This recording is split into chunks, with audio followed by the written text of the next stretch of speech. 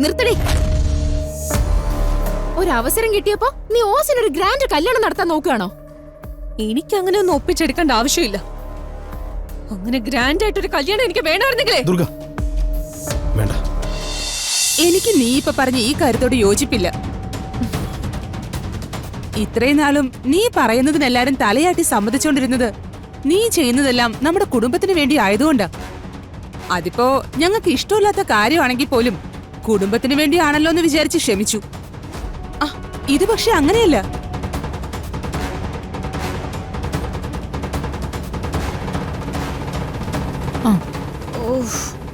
അഷിതയുടെ ചേച്ചിയാണ് ദുർഗയെന്ന് പറഞ്ഞ് വെറുതെ കുടുംബത്തിലെ കാശെടുത്ത് കല്യാണം നടത്തുന്നതൊന്നും എനിക്ക് അംഗീകരിക്കാൻ പറ്റുന്നില്ല.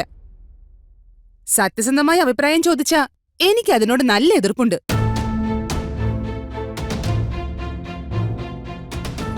എല്ലാവരുടെ അഭിപ്രായം കേട്ടല്ലോ. എല്ലാവരെയും എതിർത്ത് നീ ഇങ്ങനൊരു കാര്യം ചെയ്താ അത് ശരിയാണെന്ന് എനിക്ക് തോന്നുന്നുണ്ടോ?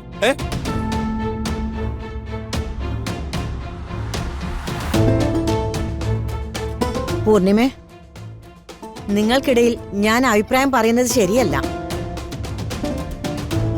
എങ്കിലും ഞങ്ങളെ ഇങ്ങോട്ട് വിളിച്ചു വരുത്തിയത് ഈ കാര്യം സംസാരിക്കാൻ വേണ്ടി ആയതുകൊണ്ട് ഞാൻ പറയാം. ദുർഗയുടെ വിവാഹം പൂർണിമ പറയുന്ന രീതിയിൽ നടന്നു കാണാൻ അവളുടെ മുത്തശ്ശി എന്ന നിലയിൽ എനിക്ക് ആഗ്രഹമുണ്ട്.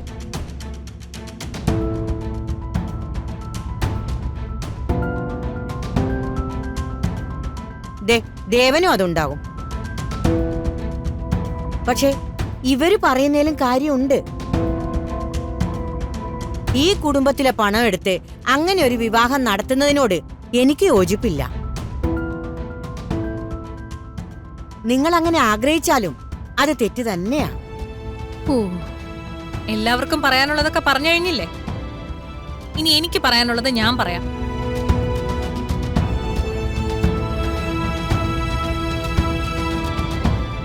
ഈ കുടുംബത്തിന് ഞാൻ ഓരോന്ന് ചെയ്തോണ്ടിരുന്നത് പണത്തിന്റെ കണക്ക് നോക്കാതെയാ. ഇവിടെ ഇപ്പൊ എല്ലാവരും പണത്തിന്റെ കണക്ക് മാത്രമാണ് നോക്കുന്നത്.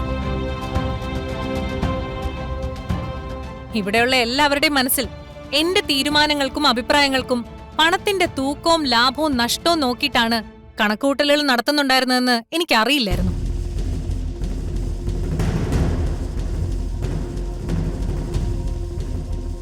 ഞാൻ ഈ ഭാരം ചുമന്നത് മുഴുവൻ ഇത് കേൾക്കാൻ വേണ്ടിട്ടായിരുന്നു എന്ന് എനിക്കറിയില്ലായിരുന്നു.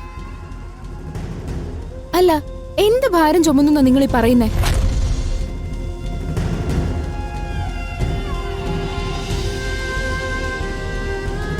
ഇന്ദ്രപ്രസ്ഥത്തിലെ റാണിയാണ്, അവസാന വാക്കാണെന്നൊക്കെ പറഞ്ഞ് ഇവിടെയുള്ള ആരും ഒന്നും മിണ്ടാൻ പോലും സമ്മതിക്കാതെ ഇങ്ങനെ വരിച്ച് സുഖിച്ച് നടക്കുന്നതിനെയാണോ ഈ ഭാരം ചുമക്കുന്നതെന്ന് പറയുന്നേ?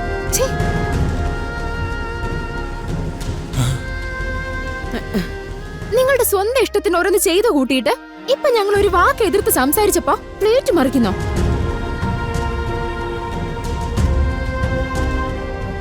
വേലി ചാടി നടക്കുന്ന ഇവക്കും അച്ഛൻ ആരാ അമ്മ ആരാന്നറിയാത്ത ഇവനും ഈ ആർപ്പാട് കല്യാണം നടത്തിയിട്ട് നിങ്ങൾക്ക് എന്ത് നേടാനാ?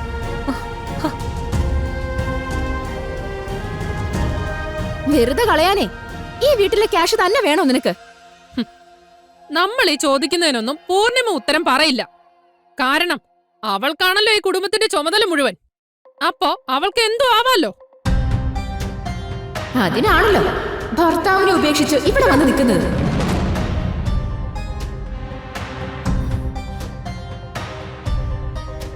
മിണ്ടാതിരിക്കെ. ആ വീട്ടിൽ ഈ ഭരണമൊന്നും നടക്കില്ല അല്ലേ? അഷിതേ, നിർത്തടി. ആരോടാ എന്താ പറയുന്നത് നിനക്ക് അറിയില്ലേ? നീ ആരാടി അക്ഷിയെ പറയാൻ? അതെ, ഇവിടെ എന്താ ആർക്കും അഭിപ്രായ സ്വാതന്ത്ര്യം ഇല്ലേ? അവക്ക് പറയാനുള്ളത് അവള് പറയട്ടെ. നീ എന്തിനാ ദുർഗ അത് തടയുന്നത്? അതിന് നിനക്കെന്ത് യോഗ്യതയുള്ളത്?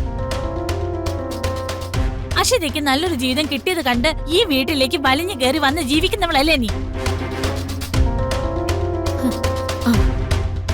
അതെ, ഊരും പേരും അറിയാത്ത ഈ അനാഥ ചെറുക്കനെ കൊണ്ടുവന്ന് നാടകം കളിച്ച് പൂർണിമയുടെ അനിയനാണെന്ന് പറഞ്ഞ് സിമ്പതി ഉണ്ടാക്കി ജീവിക്കുന്ന നിനക്ക് എന്റെ മോളെ ചോദ്യം ചെയ്യാൻ എങ്ങനെ ധൈര്യം വന്നടി? നിങ്ങൾ എന്നെ എന്ത് വേണമെങ്കിലും പറഞ്ഞു, ഞാനതെല്ലാം കേട്ട് നിന്നോളാം. പക്ഷേ പൂർണിമ ചേച്ചി ആരും ഒന്നും പറയാൻ ഞാൻ സമ്മതിക്കില്ല.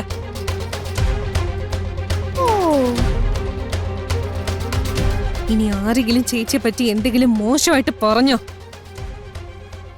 ഞാൻ എങ്ങനെ പ്രതികരിക്കുമെന്ന് എനിക്ക് തന്നെ അറിയില്ല. ശ്ശോ, നിങ്ങളുടെയൊക്കെ മനസ്സിൽ എന്താ വിചാരം? ചേച്ചി ആരാണെന്ന് നിങ്ങളൊക്കെ കരുതിയിരിക്കുന്നത്? ചേച്ചി ഓരോ വാക്ക് പറയുന്നതും ഈ കുടുംബത്തിന് വേണ്ടിയാ. ഓരോ പ്രവൃത്തിയും ഈ കുടുംബത്തിലെ ഓരോരുത്തർക്കും വേണ്ടിയാ. ഇപ്പൊ ഈ പറയുന്ന പണം എല്ലാം എവിടെ നിന്നുണ്ടായി, എങ്ങനെയുണ്ടായി? ഇല്ല ചേച്ചിയുടെ അധ്വാനോ? അതെന്താ എല്ലാരും മറന്നുപോയത്?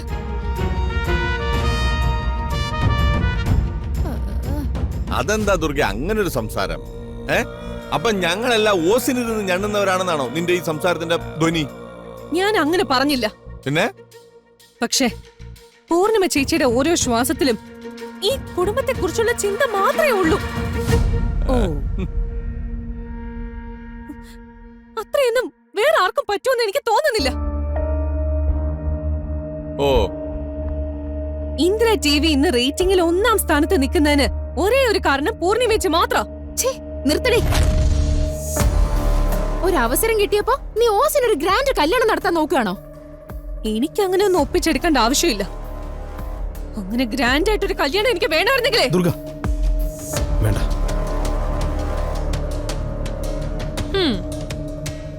പൂർണിമ ചേച്ചി എന്നെ സ്വന്തം അനിയനെ പോലെ കരുതുന്നോണ്ടാ ചേച്ചി ഇങ്ങനെ ഒരു തീരുമാനം എടുത്തത്.